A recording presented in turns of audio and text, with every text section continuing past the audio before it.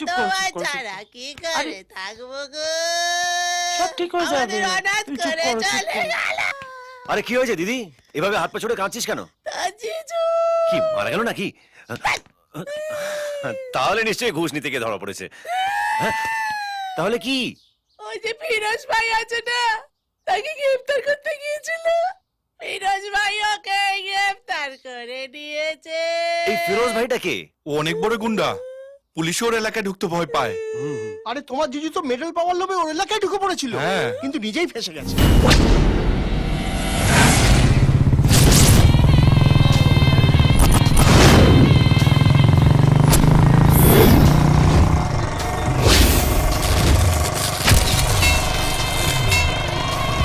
এই কোথায় যাবি?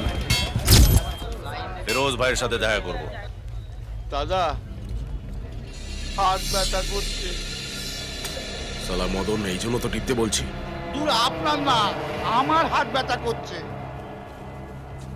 अच्छा এই इसके दोनों हाथ तोड़ दे।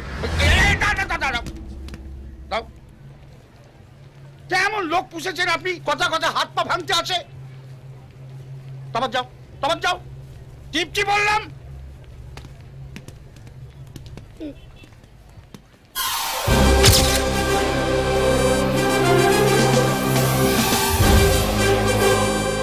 আজ আবার আমার ইউনিফর্ম পড়েছে, 100% কিছু খারাপ করবে।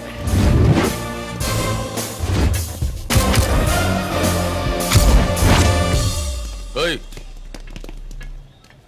পুলিশ কি করছে এখানে? ভাই, ও বলছিল আপনার সাথে কিছু প্ল্যান নিয়ে ডিসকাস করার আছে। প্ল্যান? কি প্ল্যান? এক্ষুনি বলছি ভাই। জিজু একটু হেল্প করো। জিজু? কে জিজু?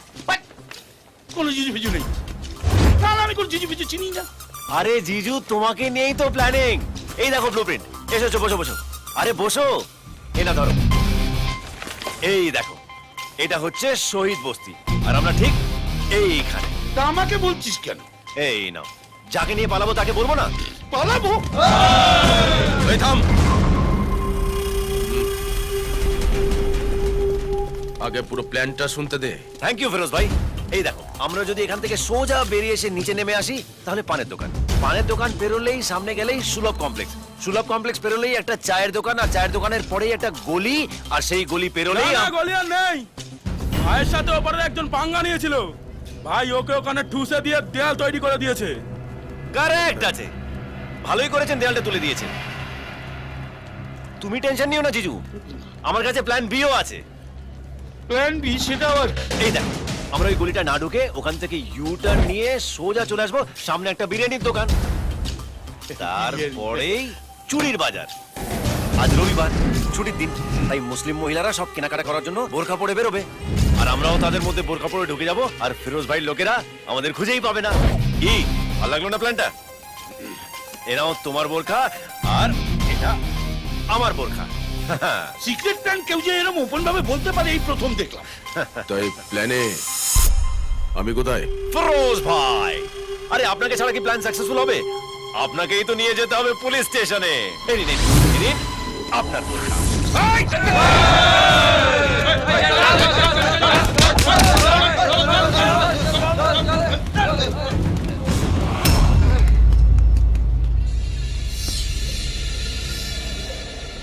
তুই ফিরোজের আড্ডায় এসে ফিরোজকে প্ল্যান বোঝাচ্ছিস? তোর এত দম? দম? তোমার আড্ডায় ঢুকলাম, তোমাকে আর জিজুকে কি করে নিয়ে পালাবো সেটা বোঝালাম, এবার দম। জিজু, হ্যাঁ? ব্যাগ। দম ঘড়িতে হয়, বুকে হয়, আলুতেও হয় শুনেছি, কিন্তু দম যে ব্যাগে হয় এই মোড়ক ঝুড়ির কাছে প্রথম শুনলাম। দাও দাও, ব্যাগটা দাও। কি হলো, ফেটে গেল? আমার ফাটে না, আমি ফাটাই। এমন ফাটাই যে জব্দ হবে, শব্দ হবে না। দম দেখাচ্ছি।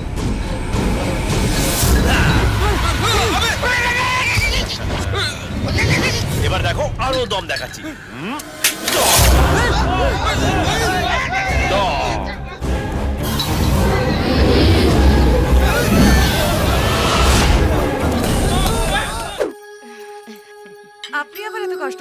কেন বৌদি? তাতে কি আছে, আগে আপনারা আমাদের বন্ধু, তারপরে AIDS virus. It's virus adviser, legal adviser. ওই একই হলো। লে হালুয়া সবই এক। তুমি তো দেখছি রাঙালু আর শাকালুর মধ্যে পার্থক্যই দেখতে পাও না। একটু আগে ওই আমির খানের গান শুনছিলাম। আমির খানকে চেনেন তো? আরে ওনাকে কে না চেনে, আমি তো ওনার জন্য একেবারে পাগল। একে বলে গুণগ্রাহী, গুণের কদর করতে জানে। আর তুমি এদিন চণ্ডী পাঠ, ওদিন সীতা পাঠ, এখন আবার কোন একটা বগলা বাবা বেরিয়েছে তার কাঁচা ধরে টানছে। এতে বৌদির কোনো দোষ নেই দাদা, সব দোষ আপনার।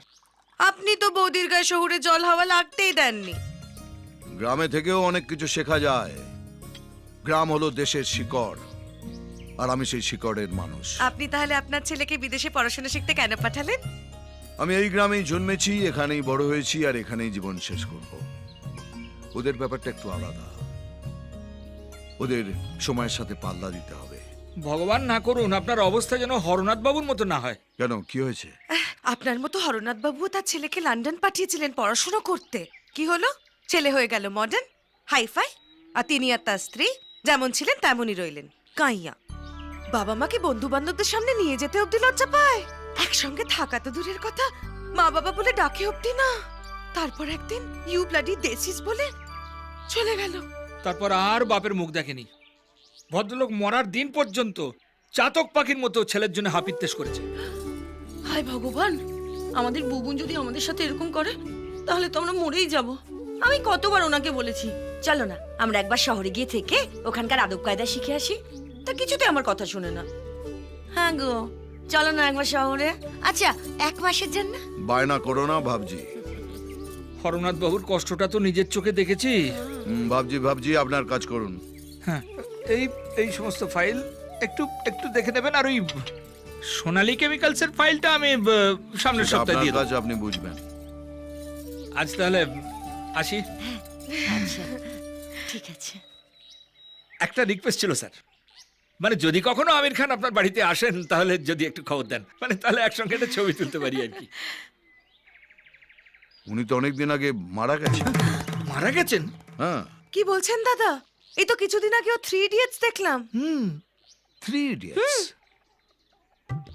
আমি ওস্তাদ আমির খানের কথা বলছি। ওর নাম কখনো শুনেছেন? এই চলো, ট্রেনে দেরি হয়ে গেল, আসছি। চলো চলো চলো চলো চলো।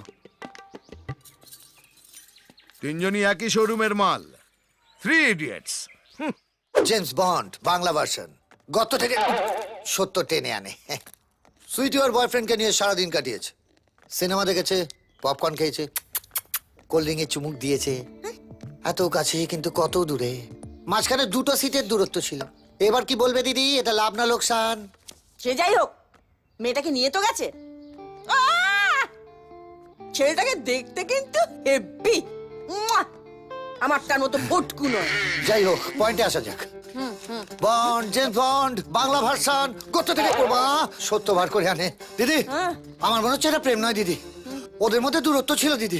হ্যাঁ, নো গুজুর গুজুর, নো ফুসুর ফুসুর দিদি। হ্যাঁ, হলের আলো নিভে গেল, তাও মাঝখানে 2টো সিটের দূরত্ব দিদি। হ্যাঁ, এদিকে হাত ওদিকে আসেনি দিদি।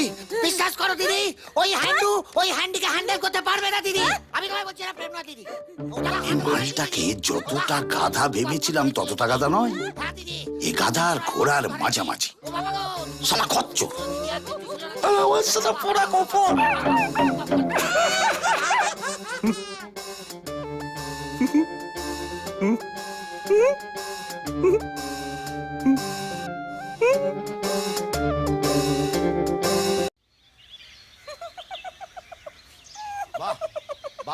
বাবা অসাধারণ কিস।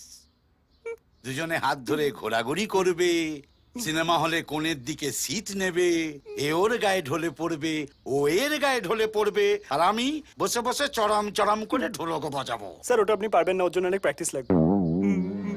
এটাকে এবার পেঁপে দিয়ে চেপে দেবো। এই মাদার বাচ্চা, আমি তোর মতামত চাইছি, যেটা বলবো সেটাই করবি, ঠিক আছে? ওটা আমি পারবো না স্যার। আরে কি বলছিস, পারবি না মানে? স্যার আপনি বলেছিলেন আমাদের দুজনের মধ্যে যেন 4 ফুটের দূরত্ব থাকে। 1 ইঞ্চি এদিক ওদিক হলে আপনি আমায় কেটে ছোট করে দেবেন। পরের মেয়ের জন্য প্রাণ দেবো না স্যার। ও আগের অর্ডার ক্যান্সেল। এখন থেকে তোদের দুজনের মধ্যে ওই 4 ফিটের ডিস্টেন্স কেটে গেল। স্যার আপনি এখন এক কথা বলছেন, তখন এক কথা বলছেন। আপনার অর্ডারে ঠিক নেই। এই ভুল বোঝাবুঝিতেই না একটা গরিব ছেলেকে মরতে হয়। মরতে তো তোকে এমনি হবে রে মাদারের বাচ্চা।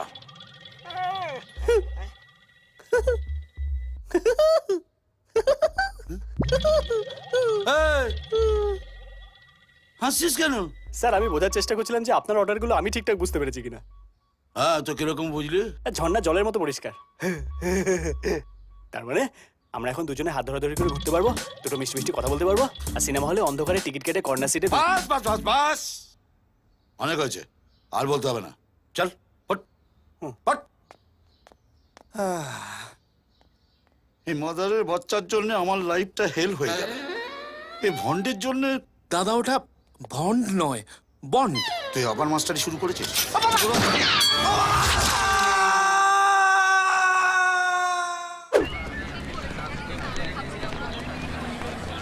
দাদা তোমরা এখানে একটু অপেক্ষা করো, আমি ভেতরটা ভালো করে দেখি। ঠিক আছে, তুই যা। এই তোরা এখানে দাঁড়া। যা।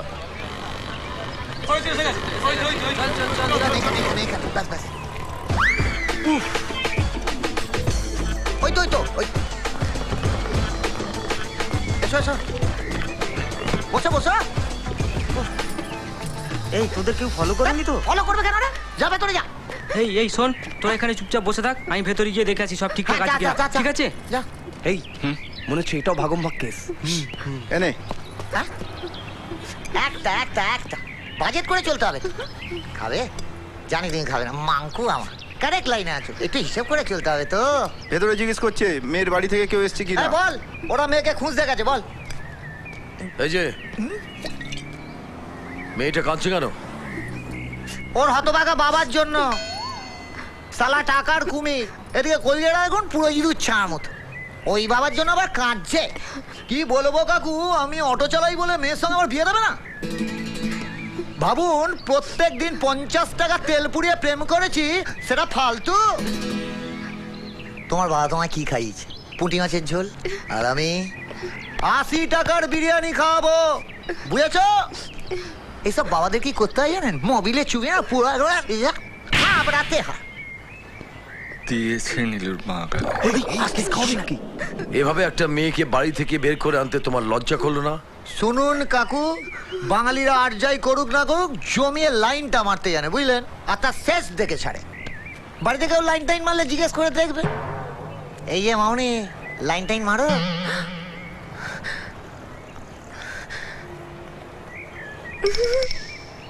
এইটা নিল ডান গালে। চুপ কর না। প্রেম, হ্যাঁ? সীমার বাবা জানতে পেরে গেছে তুই ওকে নিয়ে পালিয়ে গেছিস। ওর আত্মীয় স্বজনরা সব খুঁজছে। এই যা তো যা, খুঁজতে বেরিয়েছে। এই আত্মীয় স্বজনগুলোই না যত নষ্টের গোড়া। এরা ওই পাম্প মেরে মেরে না মেয়ের বাবাগুলোকে ফোলায়।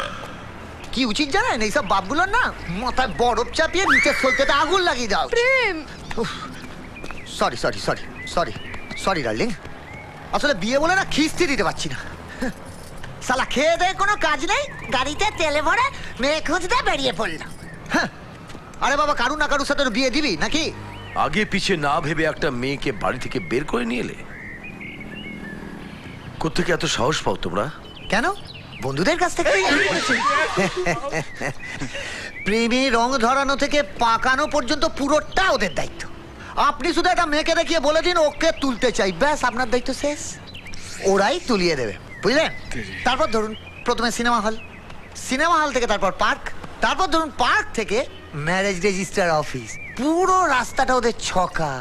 এমন বন্ধু চোখের সামনে পড়লে না মেরে রেল লাইনে শুয়ে দেবো।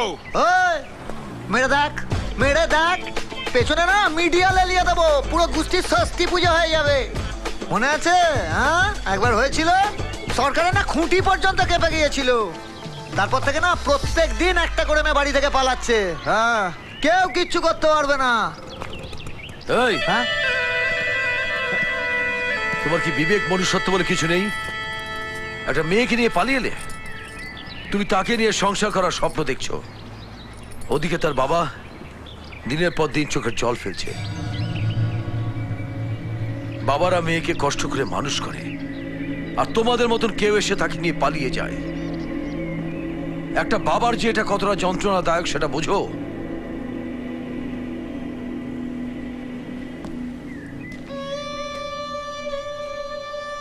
তুই অন্তত বুঝবি মা।